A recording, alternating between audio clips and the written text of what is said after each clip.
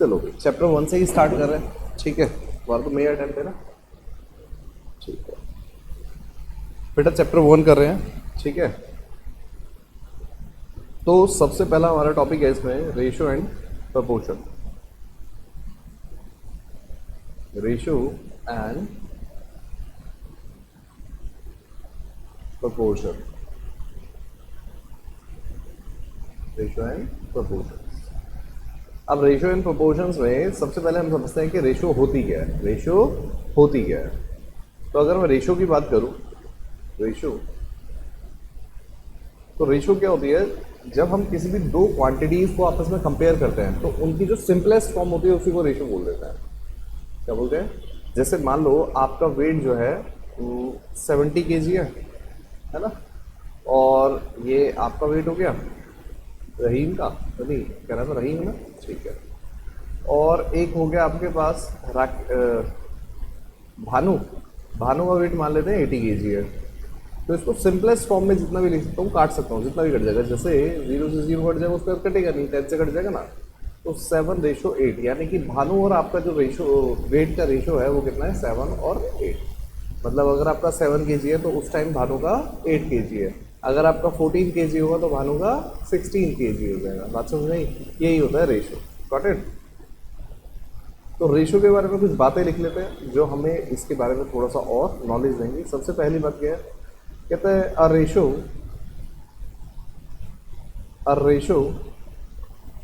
Is a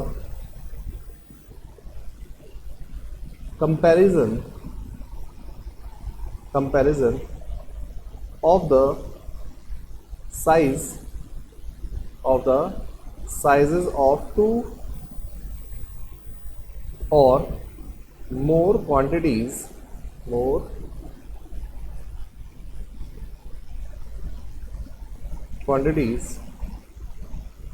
of the same kind. अब देखो इसमें जो वर्ड लिखा है सेम काइंड, एक जैसा ही होना चाहिए। मतलब ऐसा नहीं कि एक का वेट ले रहे हैं दूसरे की हाइट ले रहे हैं तो हम कंपेयर इसको नहीं कर सकते ना। सेम काइंड होना चाहिए। अगर एक का वेट है तो दूसरे का भी वेट ही होना चाहिए by division,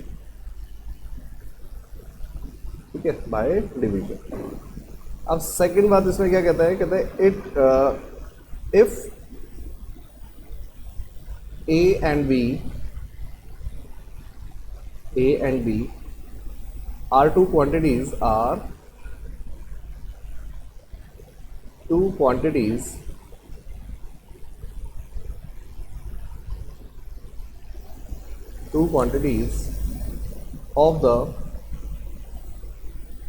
the same kind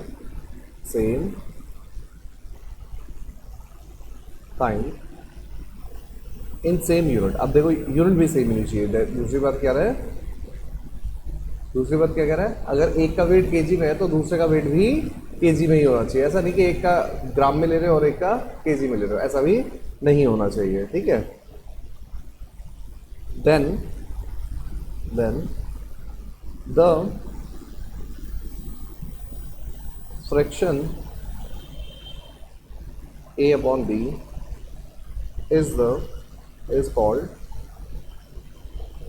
fraction का मतलब, हाँ, जब हम कोई भी चीज़ डिवाइड में कर देते हैं, जैसे मान लो 17 डिवाइडेड बाय 13 लिख दिया तो ये फ्रैक्शन हो गया, ठीक है। P अपॉन क्यू की फॉर्म होती है, P अपॉन क्यू की जब फॉर्म होती है तो उसको फ्रैक्शन फॉर्म बोलते हैं, ठीक है ना।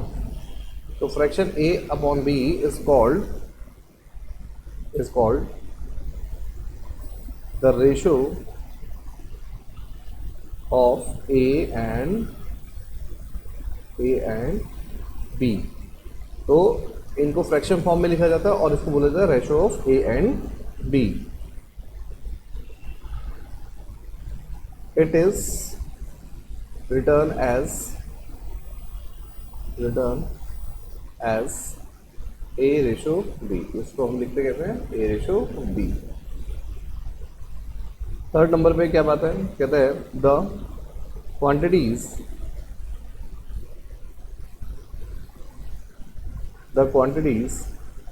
A and B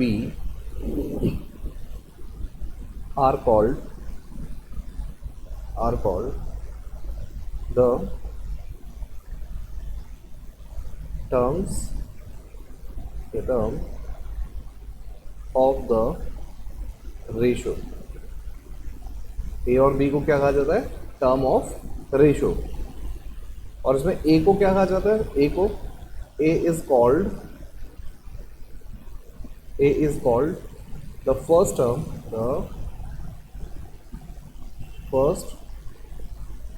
टर्म और एंटीसीडेंट। क्या कहा जाता है? ये इंपॉर्टेंट है। एंटीसीडेंट।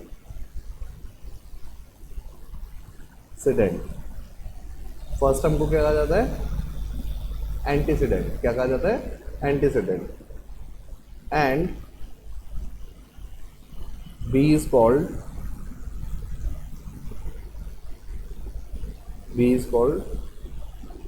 The second term. या तो सेकेंड टर्म कहा जाता है या फिर एक और क्या कहा जाता है? और कॉन्सिक्वेंट।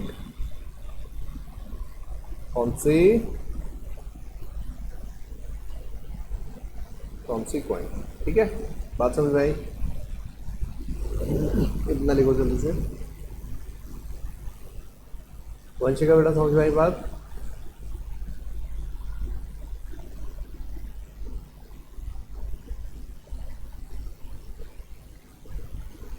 दुष्यंत समझ में आई? तो दुष्यंत बताते क्यों नहीं? मैंने स्क्रीन शेयर नहीं कर रखी था।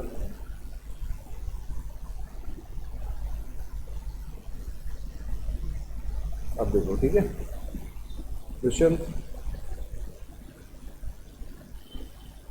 दुष्यंत बेटा आवाज आ रही है? हेलो,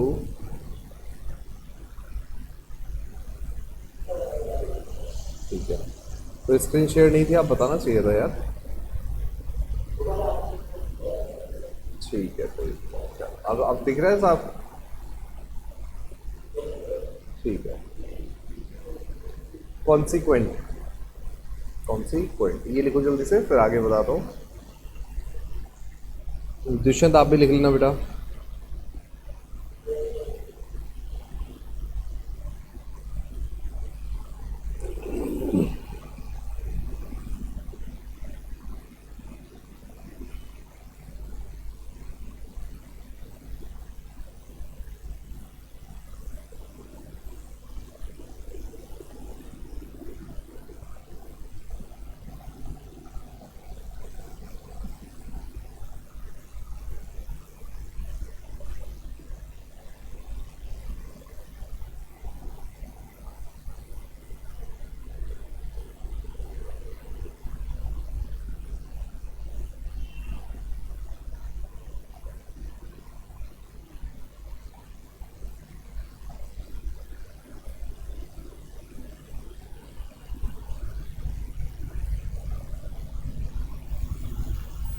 लिख लो तो मुझे बता देना बेटा।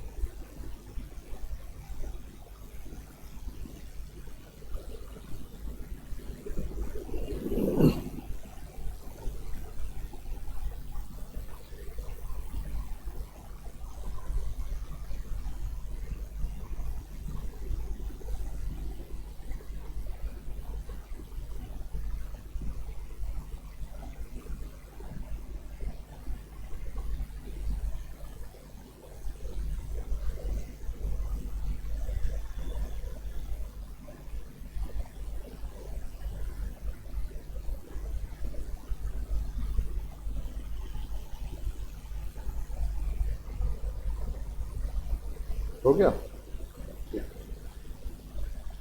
क्वेश्चन लिख लिया बेटा? ओके। अब देखो इससे रिलेटेड एक क्वेश्चन करते हैं। क्वेश्चन देखो क्या कहता है। कहता है the ratio of two quantities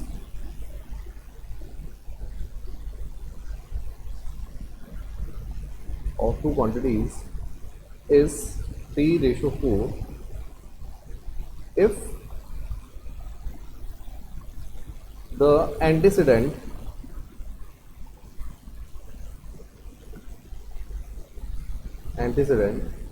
is 15, the consequent is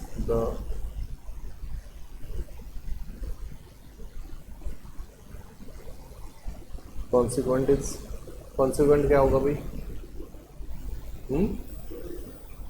second term तो होगी, बट अगर एंटीसीडेंट फर्स्ट टर्म के हिसाब से 15 है तो कॉन्सिक्वेंट क्या होगा, ये बताना है आपको। कितना बेटा? बिल्कुल परफेक्ट। सी ऑप्शन हो गया आपके पास 22 और डी हो गया आपके पास 20। ठीक है। अब देखो आंसर में 4 तो है ही नहीं, तो 4 तो नहीं हो सकता। तो इसको हमें कैसे देखते हैं? देखो एंटीसीडेंट 15 है ना, यानी कि 3 के होने पर क्या है 15, तो हम चेक करेंगे कितना टाइम्स है। कितना टाइम्स है? 5 टाइम्स। तो ऐसे ही जो 4 है उसका भी हम क्या कर देंगे, 5 टाइम्स कर देंगे। कितना? 4 5 जा 20। तो हमारे पास एंटीसीडेंट कितना आ गया? 20। बात समझ में आई? तो ऐसे ही कुछ फीचर्स भी हैं, उनको और देख लेते हैं, उसके बाद आगे बढ़ते हैं। रेशो में कुछ फीचर्स है।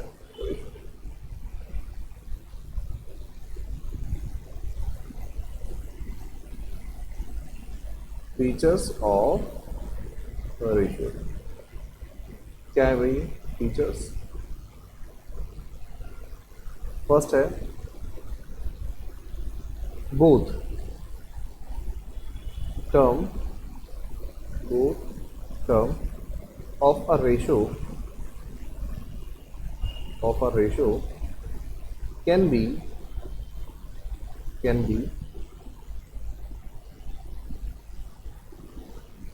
multiply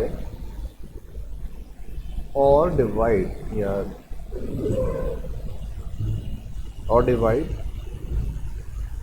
by the same non-zero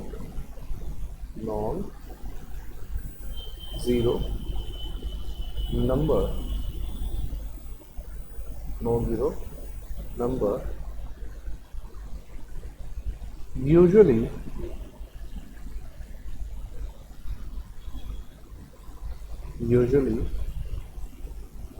a ratio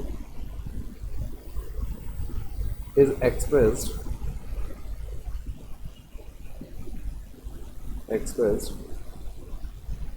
in the lowest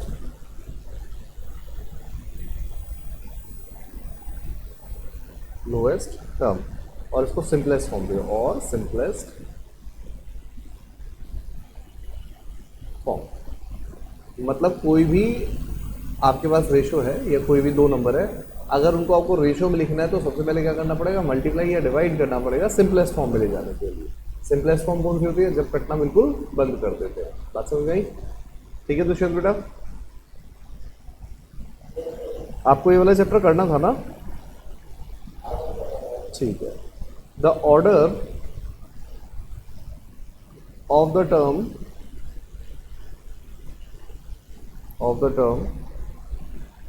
in a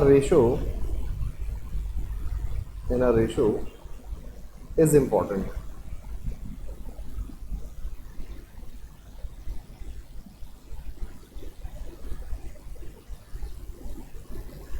तो देखो ऑर्डर जो है सबसे ज़्यादा इंपॉर्टेंट होता है। मान लो अगर 3:2 है तो इसका मतलब हुआ 3/2, इसको डिवाइड करेंगे कितना आएगा? 1.5। बट अगर मैं इसका रेशो बदल दूंगा, मैं 2:3 कर दूंगा तो 2/3 हो जाएगा, और इसको अगर डिवाइड करूंगा तो आएगा 0.66। देखो दोनों आंसर अलग हो गए, तो इसलिए उन दोनों का जो ऑर्डर होता है वो इम्पॉर्टेंट होता है। ठीक है, थर्ड नंबर पे है बेटा ratio exist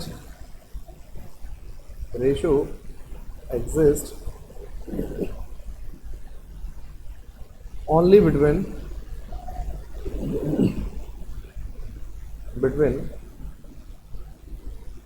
quantities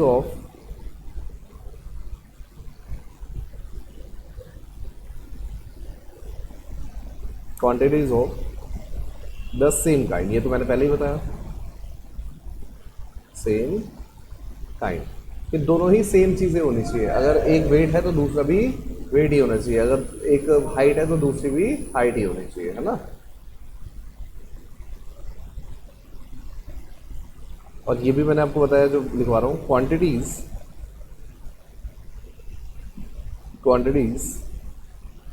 to be compared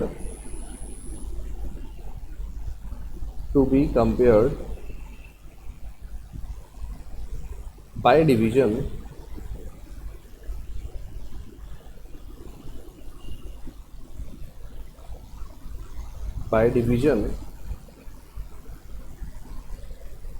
must be in the same unit। Second चीज क्या होनी चाहिए, सेम यूनिट होनी चाहिए, है ना। जैसे इससे रिलेटेड क्वेश्चन करते हैं, पहले इसको लिख लो पहले।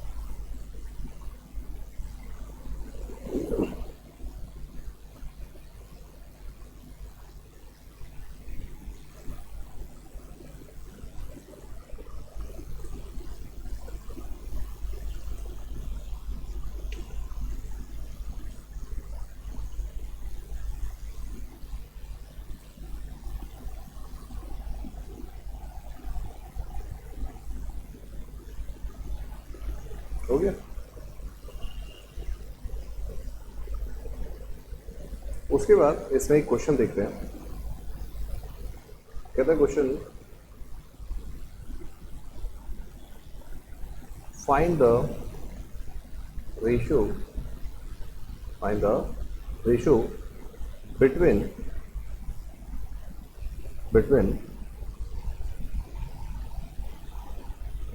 150 grams and 2 kg, और सेकंड है 25 minutes and 45 seconds। तो इनको जरा निकाल के दिखाओ, इनका रेशियो निकालो जरा।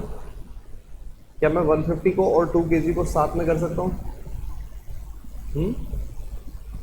बताओ क्वेश्चन, क्या मैं, हाँ, क्योंकि दोनों का यूनिट बिल्कुल भी सेम नहीं है, तो सबसे पहले मुझे यूनिट सेम करना पड़ेगा। तो या तो मैं ग्राम्स को केजी में कन्वर्ट कर दूं या केजी को ग्राम्स में कन्वर्ट कर दूं, तो ज़्यादा बेटर रहेगा कि केजी को ग्राम्स में कर दिया, क्योंकि मल्टीप्लाई होता है। भाई जब भी आपको 1 kg is equal to 1000 grams होता है ना, तो 2 kg कितना हो जाएगा? 2000 ग्राम्स। सही बात है। तो हम क्या करेंगे, इसको कंपेयर करने के लिए, फर्स्ट वाले को कंपेयर करने के लिए 150 ग्राम्स ऊपर है, नीचे कितना आ जाएगा? 2 kg के प्लेस पे आ जाएगा 2000 ग्राम्स।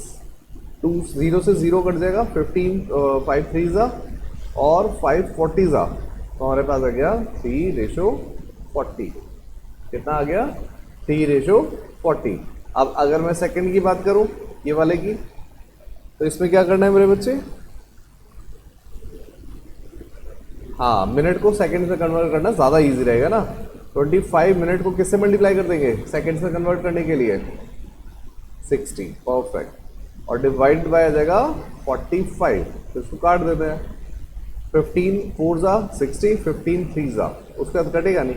25 4 जा 100 डिवाइडेड बाय 3, तो आ गया 100:3। ये आंसर आ गया। बात समझ में आई?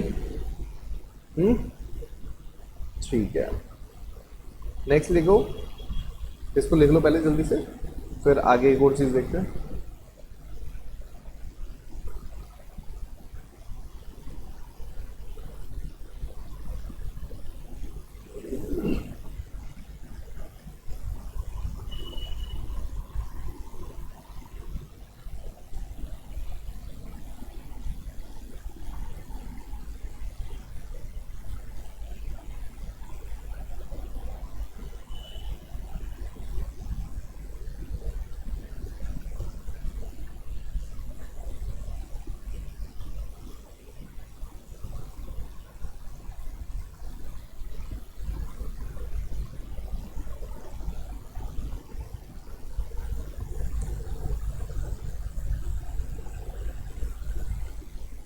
अब देखो नेक्स्ट मैंने लिखा, टू कंपेयर टू रेशियोज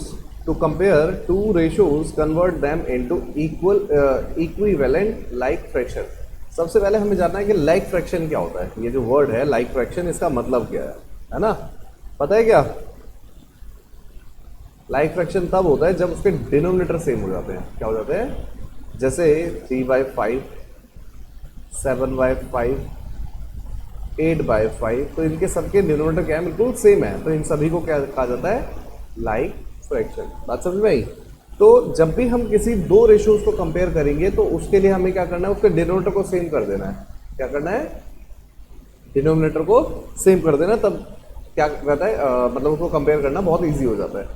जैसे कि वैसे तो तुम्हारे पास कैलकुलेटर होगा, तो तुम कैलकुलेटर डायरेक्ट डिवाइड करके देख लो किसका आंसर आ रहा है। कैलकुलेटर यूज कर सकते हो ना, तो उसमें कंपेयर करने की ऐसी जरूरत तो है नहीं, डायरेक्ट डिवाइड करो। जैसे मान लो मैं आपको दे रहा हूँ कि 2 1/3 रेशो 3 1/3, और दूसरा है 3.6 रेशो 4.8। इनमें से छोटा कौन सा है या बड़ा कौन सा है, सब कुछ पूछूं तो डायरेक्ट तुम क्या कर सकते हो? कंपेयर कर दो, डिवाइड कर दो डायरेक्ट।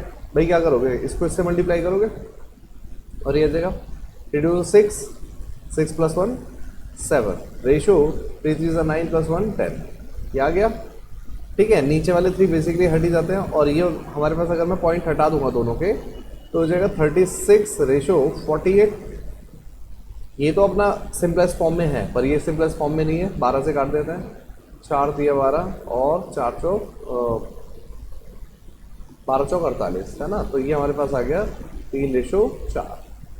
अब मुझे इसे कंपेयर करने के लिए देखो, ये बेसिकली होता है 7/10 और ये हो सकता है 3/4, है ना। मैंने क्या बोला कि डिनोमिनेटर सेम करना है, तो मैं डिनोमिनेटर सेम करने के लिए क्या करूँगा, या तो इसको 4 से मल्टीप्लाई और डिवाइड कर दूँ, तो 7 चौक 28/40 आ गया।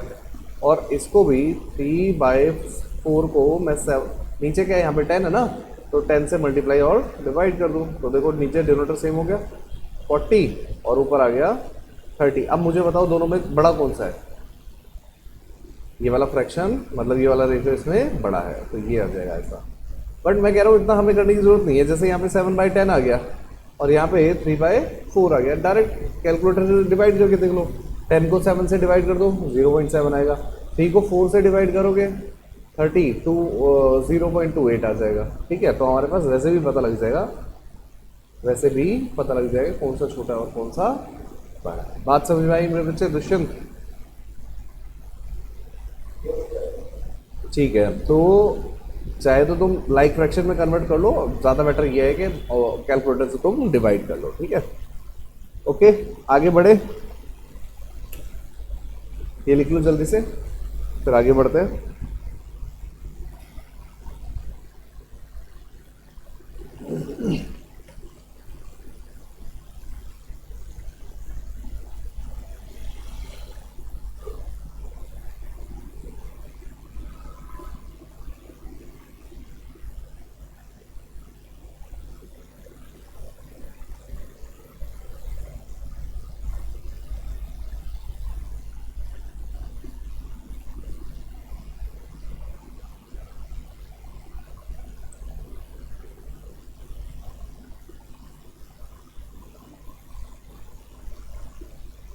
विशन, तुम्हारे साथ तुम्हारा दोस्त आया था एक,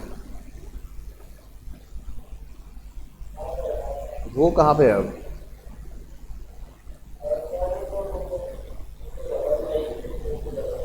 अच्छा अच्छा अच्छा, ओके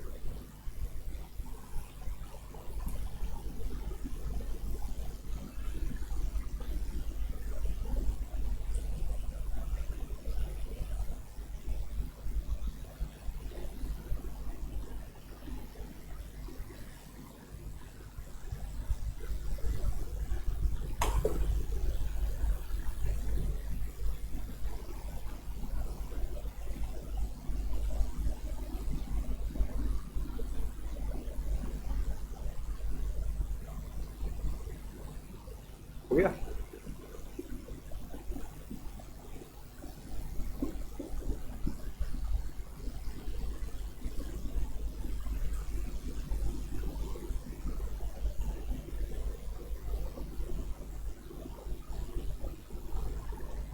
हो गया। अब देखो, मैं कुछ क्वेश्चंस करते हैं, जरा समझने की कोशिश करते हैं, अपनी नॉलेज में इजाफा करते हैं। कहता a worker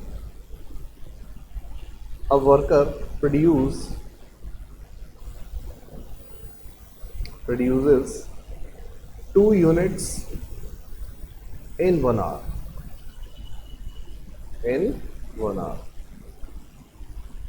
How many units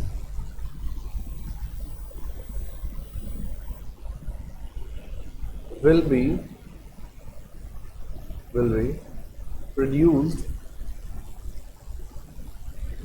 produced in 6 hours? बता सकते हो क्या भाई? अगर 1 घंटे में 2 यूनिट बन रही है, तो बताओ 6 घंटे में कितनी यूनिट बनेगी? कितनी बनेगी? 12। कैसे पता लगा भाई? देखो, 1 घंटे में 1 आवर में कितनी यूनिट्स बन रही है? 2 यूनिट्स। तो 6 आवर्स में कितनी बनेगी भाई? मुझे 1 आवर का पता है ना, तो मैं क्या करूंगा, 1 आवर की यूनिट्स को 6 आवर्स से मल्टीप्लाई कर दूंगा, कितना आ जाएगा? 12 यूनिट्स। ठीक है, तो कितनी बनेगी? 12 यूनिट्स। बात समझ नहीं। इसको बोलते हैं यूनिटरी। अगर मुझे एक के बारे में पता है तो मैं जितने मर्जी निकाल सकता हूँ। अगर मुझे एक के बारे में पता लग गया तो मैं जितने मर्जी निकाल सकता हूँ। जैसे एक और क्वेश्चन देखते हैं। मान लो हमारे पास क्वेश्चन है, if a worker produced produces produces 10 units in 8 hours, in 8 hours, how many units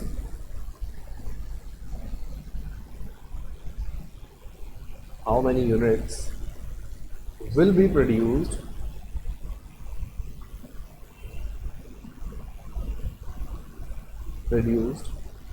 in 40 hours? बता सकते हो क्या भाई? कह रहा है अगर 8 घंटे में 10 यूनिट बना रहा है तो बताओ 40 घंटे में कितनी यूनिट बनाएगा? 132। नहीं यार, इतने तो नहीं बना पाएगा। 50। कितनी यूनिट बना पाएगा? 50। अब देखो ऐसा क्यों हुआ समझना। कह रहा 8 घंटे में 8 आवर्स में कितनी यूनिट बना रहा है? मैं फिर से बोल रहा हूँ, इसको बोलते हैं यूनिटरी मेथड। पहले 1 घंटे की चीज निकालो, ये 1 यूनिट में कितना चीजें बन रही है वो समझ लो। 8 घंटे में कितनी बन रही है? 10। तो 1 घंटे में कितनी बनेगी भाई? मैं क्या करूंगा, इस 8 से डिवाइड कर दूंगा 10 को। फिर मेरे को जानना है 40 में, तो 40 में निकालने के लिए मैं क्या करूंगा? 40 में निकालने के लिए क्या करूंगा? ये जो 10/8 है इसको मल्टीप्लाई कर दूंगा 40 से। ठीक है ना? तो ये कट जाएगा 5 पे और 5 10 50 आ जाएगा। बात समझ में आई? रहीम पक्का? इसको लिखो जल्दी से। अच्छा, डायरेक्टली मल्टीप्लाई कर दिया था। कोई नहीं होता ऐसा।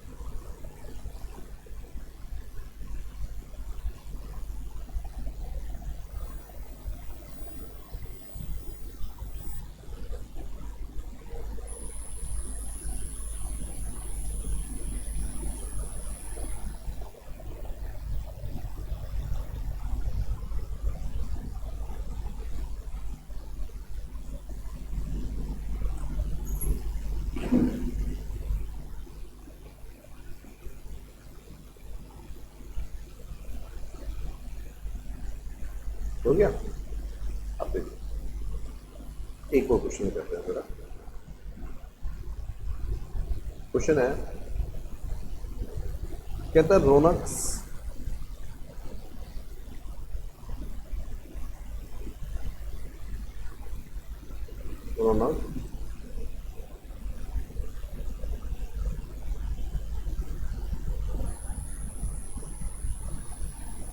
weight is 56.7 kg. Ronak's weight is 56.7 kg. If he reduces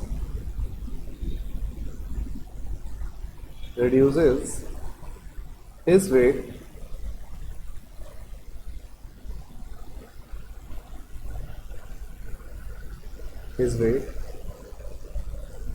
in the ratio 7:5, find the find the find the new weight। अब देखो क्या कह रहा है कि भाई पहले जो इसका वेट था कितना था 56 केजी, 56.7 केजी। उसने अपना वेट जो है ना 7 से घटा के 5 कर दिया है, 7 से घटा के 5 कर दिया है। यानी कि अब उसका जो नया वेट है वो हमें बताना है, यानी कि जो 7 से घट के 5वां हो चुका है वो हमें उसका वेट बताना है। ठीक है, तो कैसे करेंगे बेटा? सबसे पहले देखो ये 7/5 है ना, और मेरे पास इसका वेट कितना है 56.7। नया वेट मुझे नहीं पता, उसको मैं x मान लेता हूँ, मैं उसको x मान लेता हूँ। तो मैं क्या करूँगा भाई, उनका रेशो तो सेम ही है ना, वो यही तो कह रहा है रेशो में कन्वर्ट हुआ है, तो x को उधर ले जाऊंगा और इन दोनों को इधर ले आऊँगा। तो ये हो जाएगा x यहीं छोड़ देंगे इज इक्वल्स टू 56.7 इंटू ये 5 डिवाइड में इधर आके मल्टीप्लाई हो जाएगा, और जो चीज़ मल्टीप्लाई में है वो इधर आके डिवाइड हो जाएगी।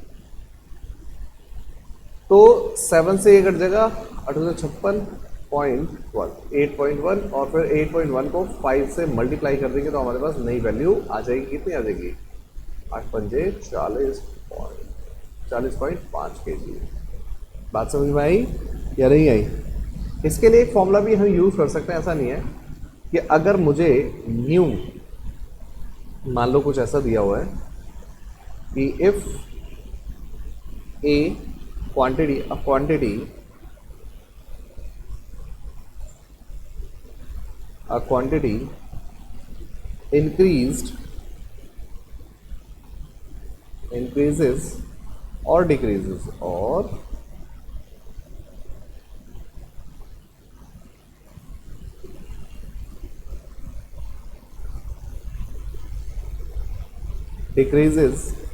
in ratio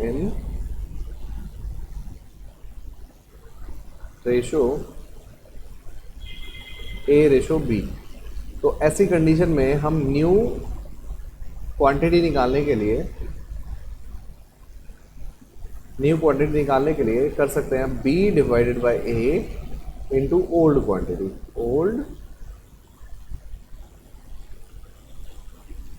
quantity. ठीक है,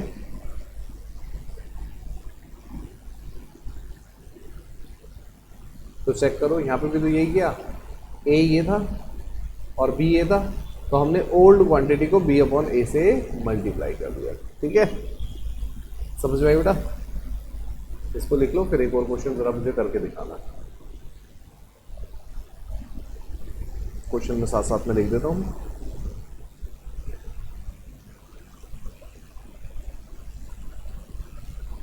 दुष्यंत बेटा समझ में आया आपको?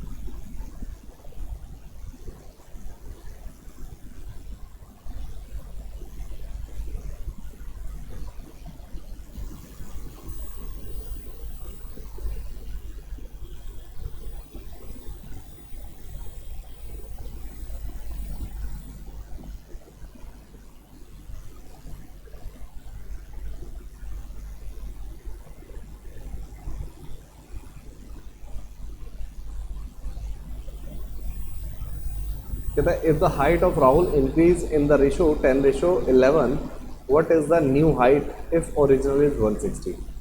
तो कैसे निकालेंगे? यही फॉर्मूला लगा दो भाई, न्यू क्वांटिटी यानी कि न्यू हाइट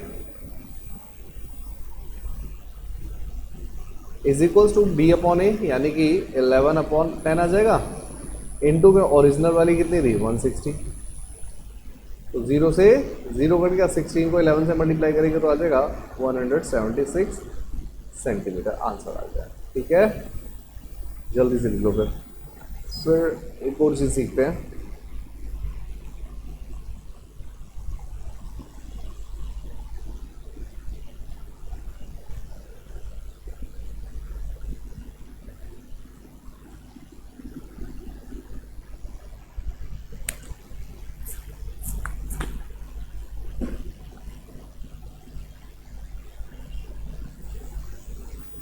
दुष्यंत बेटा ये समझ में आया सारा? लिख लो तो मुझे बता देना प्लीज, है ना?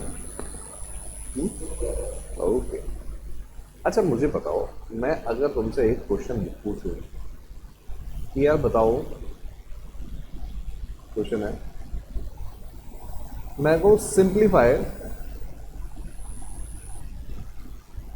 सिंप्लीफाई 1/3 रेशो 1/8 रेशो 1/6, क्या आंसर होगा इसका?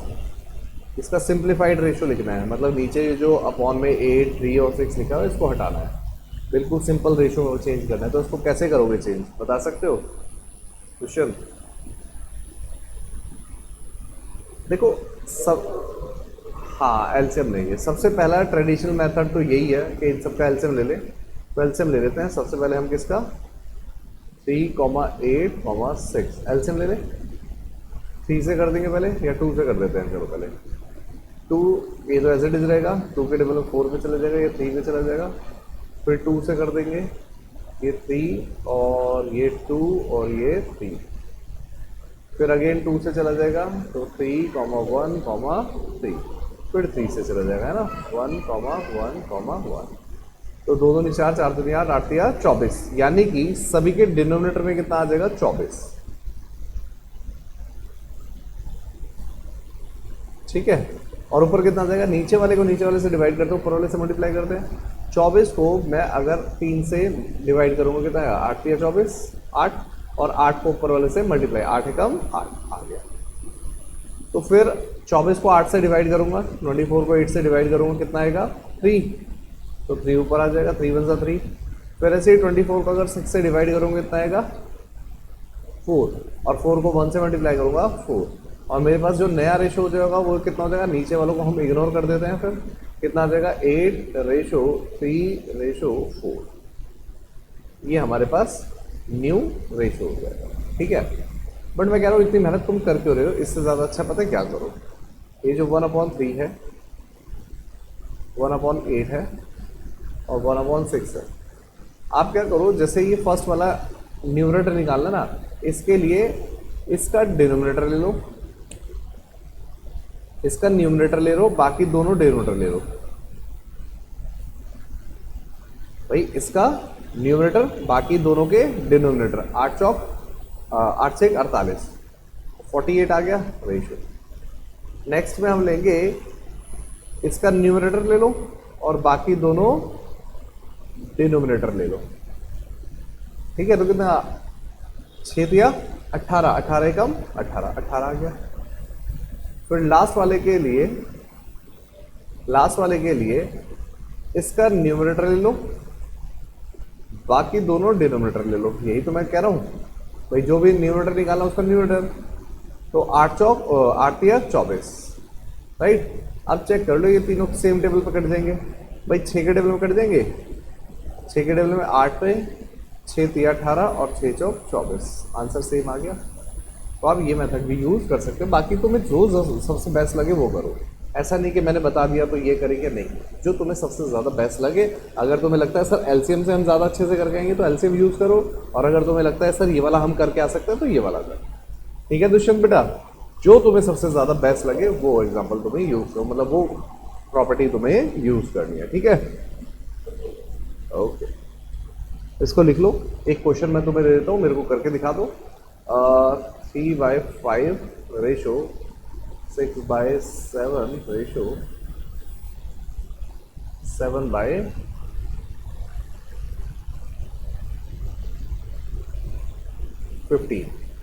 इसका तुम रेशो निकाल के दिखाओ। कैलकुलेटर यूज करो, धड़ल्ले से लेके आना चाहिए। ठीक है, नेक्स्ट क्लास में, मैथ की क्लास में तो हमेशा लेके आओ।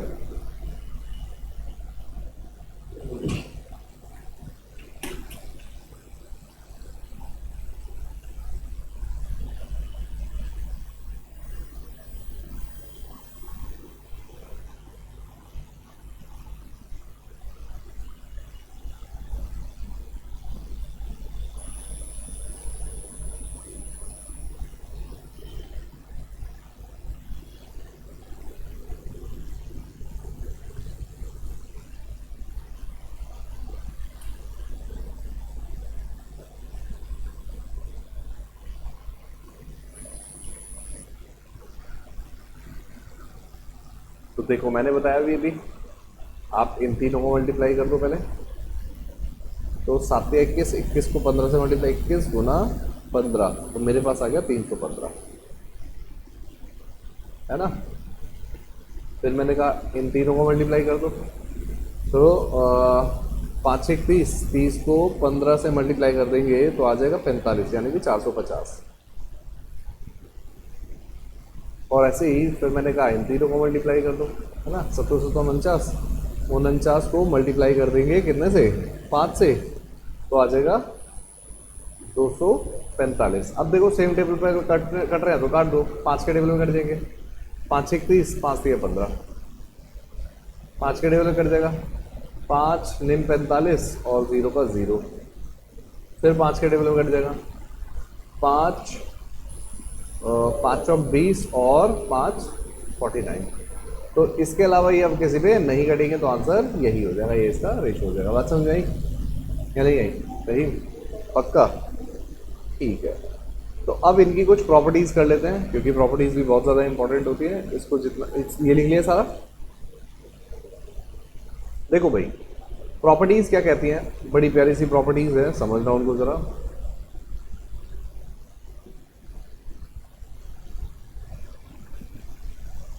यहाँ पे चुप तो नहीं रहा, colour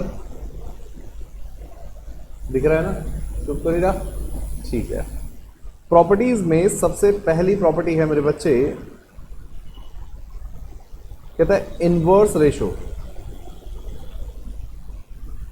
inverse ratio, inverse ratio क्या होती है बेटा? कहता है one ratio is inverse of another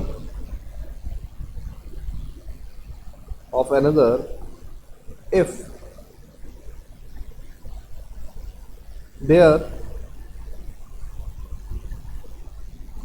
their product is 1। Product क्या हो जाए? 1 हो जाए। Thus B ratio A is the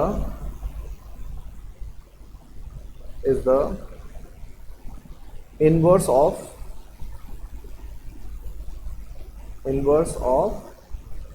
A ratio B, है ना, and vice versa,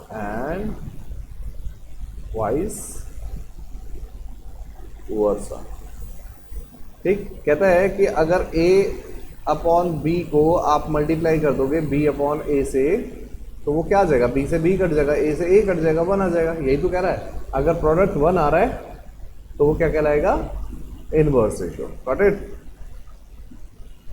second property कहता है भाई, सेकेंड नंबर की प्रॉपर्टी क्या कहता है?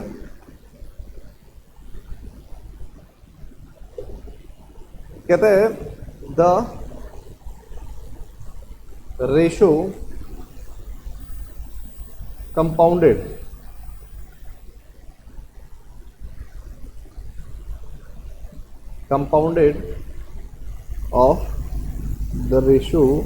compounded of the two ratios A ratio B and C ratio D। तो कंपाउंड करने का मतलब होता है कि फर्स्ट वाले को फर्स्ट वाले से मल्टीप्लाई कर देना और सेकंड वाले को सेकंड वाले से, यानी कि A को C से करेंगे तो AC आ जाएगा, रेशो कितना आ जाएगा? BD। ठीक है, मान लो कि अगर कह रहा है 3:4 दे रखा है एंड 5:7 दे रखा है और इनका कंपाउंड निकालना है। क्या निकालना है? इनका कंपाउंड। तो आप क्या करोगे? 3 को 5 से मल्टीप्लाई कर देंगे, 15:7 4 28, ये आंसर आ जाएगा। बात समझ में आई?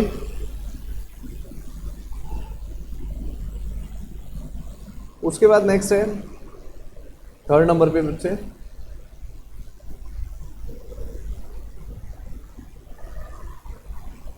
कहता है a ratio compounded compounded of itself, अपने आप से ही कंपाउंड कर जाए इटसेल्फ, है ना। अब इटसेल्फ में हम बहुत सारी चीजें पढ़ेंगे। मान लो कि ए रेशो बी जो है ए रेशो बी से ही कर जाए कंपाउंड, तो ये बन जाएगा क्या, ए स्क्वायर रेशो बी स्क्वायर, है ना। और इसको बोलते हैं, मतलब इसकी प्रॉपर्टी का नाम होता है duplicate ratio, duplicate ratio, got it, of duplicate ratio of A ratio B. तो हम इसको बोल सकते हैं A square ratio B square is the duplicate ratio of A ratio B. ऐसे ही अगर मान लो कि A into B comma A into B, मतलब A ratio B and A ratio B है, तीनों को आपस में मल्टीप्लाई कर दिया, मैंने कर दिया तीनों को, तो ये आ जाएगा A cube ratio B cube, है ना। तो जब A cube ratio B cube हो जाता है तो उसको बोलते हैं triplicate, triplicate ratio of A ratio B. बात समझ गई, ये क्या कहलाएगा, ए रेशो बी का ट्रिप्लीकेट कहलाएगा, ठीक। उसके बाद कहता है कि अगर स्क्वायर रूट कर दे तो ए का स्क्वायर रूट और बी का स्क्वायर रूट, तो ऐसी कंडीशन में कहलाता है सब डुप्लीकेट। क्या कहलाता है, sub duplicate ratio of A ratio B, क्या कहलाता है, सब डुप्लीकेट, है ना। और अगर यही क्यूब रूट हो जाता तो ए क्यूब रूट ऑफ बी, तो ये कहलाता सब डुप्लीकेट, सब ट्रिप्लीकेट, सॉरी, क्या कहलाता,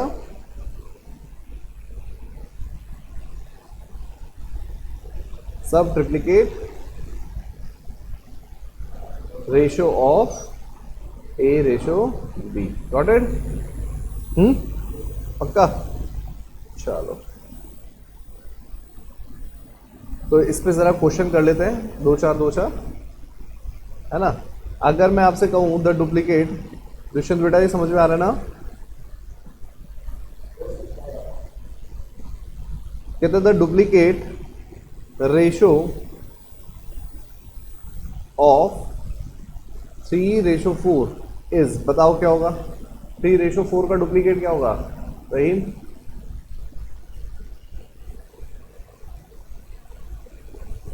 मतलब स्क्वायर करना है रेशियो उसका, तो 3 का स्क्वायर कितना हो जाएगा 9 और 4 का स्क्वायर कितना हो जाएगा 16, तो ये हमारे पास आंसर हो जाएगा, ठीक है। एक और देखते हैं क्वेश्चन, कहता है द सब डुप्लीकेट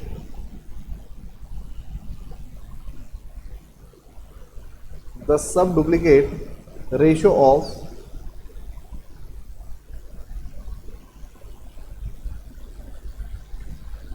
25:36, बताओ क्या होगा, इज, सब डुप्लीकेट क्या करना है, मतलब स्क्वायर रूट करना है ना। 25 का स्क्वायर रूट क्या होता है, और 6 का, तो 36 का, बस आ गया आंसर, गॉट इट। एक और करते हैं, ये क्वेश्चन थोड़ा सा अलग होगा, समझना है इसको जरा। कहता है the ratio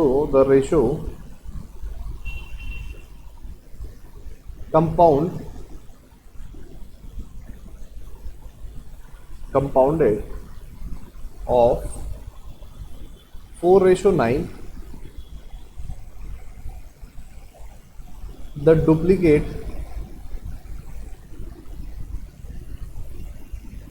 duplicate ratio of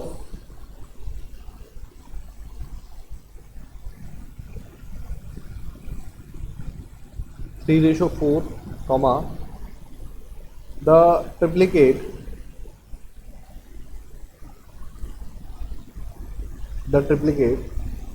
ratio of 2:3 and 9:7 is, कह रहा है भाई आपको कंपाउंड करना है, एक तो इसका, इसके डुप्लीकेट का, है ना, डुप्लीकेट ऑफ दिस, इसके ट्रिप्लीकेट का और इसका, इन सब का क्या करना है, कंपाउंड निकालना है। तो कर लेते हैं भाई, कंपाउंड मतलब सभी को मल्टीप्लाई करते हैं ना। तो यहाँ पे आ जाएगा 4/9 इंटू इसका डुप्लीकेट करना है। 3 का डुप्लीकेट कितना होगा 9 और 4 का डुप्लीकेट 16 इंटू यहाँ पे 2 का ट्रिप्लीकेट कितना हो जाएगा, 2 का क्यूब करना ना 8 और 3 का क्यूब कितना होगा 27 इंटू 9/7, 9/7 आ जाएगा। काट दो भाई, जो कट रहा है, 9 से ये 9 कट जाएगा, 9 से ये 27 3 पे कट जाएगा, है ना। 8 के टेबल में 2 पे कट जाएगा, 2 के टेबल में ये 2 पे कट जाएगा। बचा कितना भाई, ऊपर तो 2 बचा, नीचे कितना था 7 3 21, तो आंसर आ गया 2/21, ये हो गया आंसर। समझ आई बात, क्या नहीं आई? जल्दी से लिखो, फिर आगे बढ़ते हैं।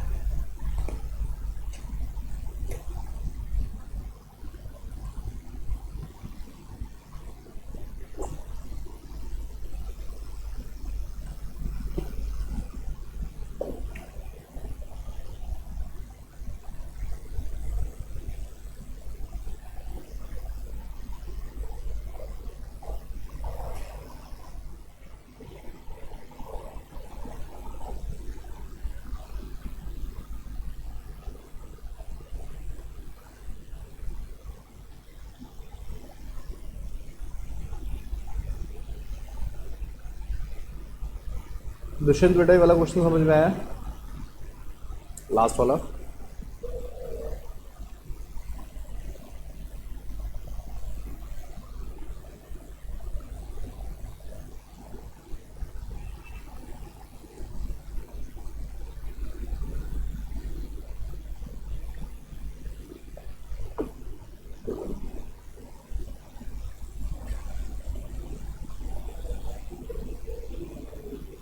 ये ना, ये वाला, तो ये मैंने ये 9/7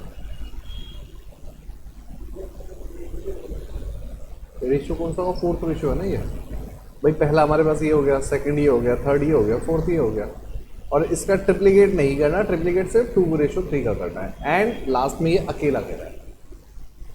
समझ में आई या नहीं आई?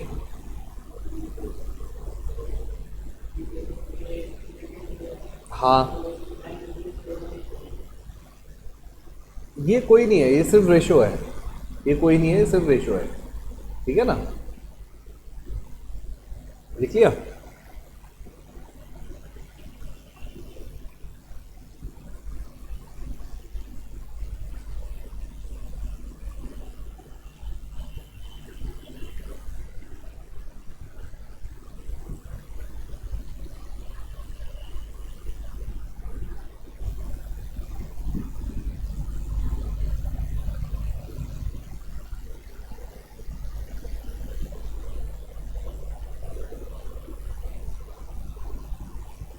एक ना फोर्थ इसकी प्रॉपर्टी है, एक वर्ड होता है कमेंसरेबल। क्या होता है?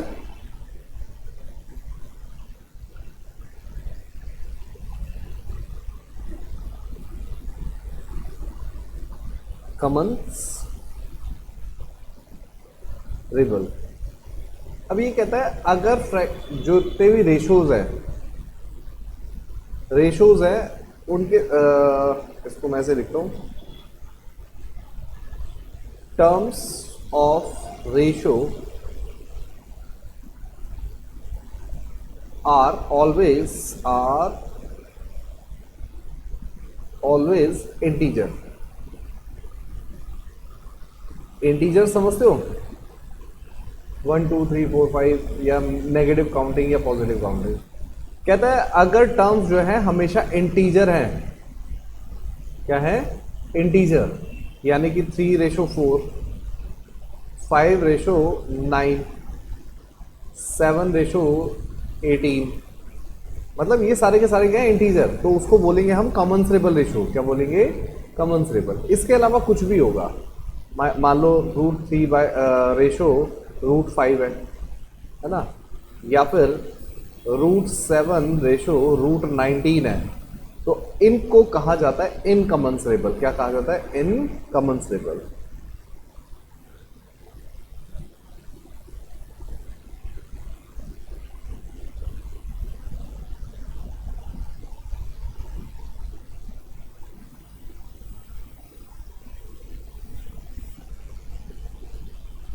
क्या कहा जाता है, इनकमेंसरेबल ये हो, या फिर 2.3 रेशो 7.9 हो, इस तरह के रेशोज को क्या कहा जाता है, इनकमेंसरेबल।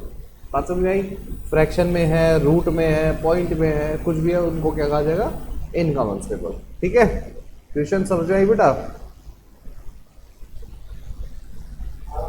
ओके, लास्ट फिफ्थ कहते हैं कॉन्टिन्यूअस रेशो।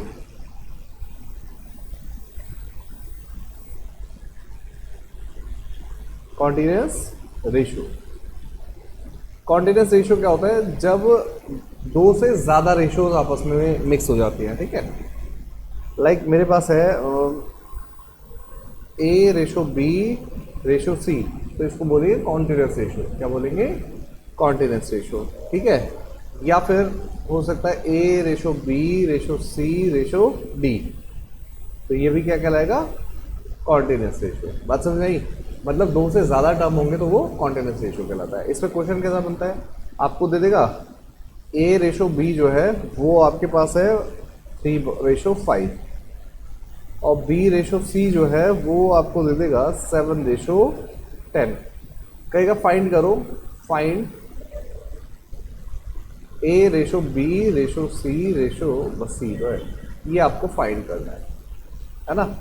तो ऐसी कंडीशन में क्या करना है, इसमें भी बी है, इसके पास भी बी है, तो बी को, ये हमारा एक जो हम हमेशा करते हैं वही मेथड है, बी को सेम कर दो। क्या करना है, बी को सेम करना है। देखो मैं क्या करूँगा, यहाँ पे 5 है और यहाँ पे 7 है, तो इस जगह a upon B is equal to 3/5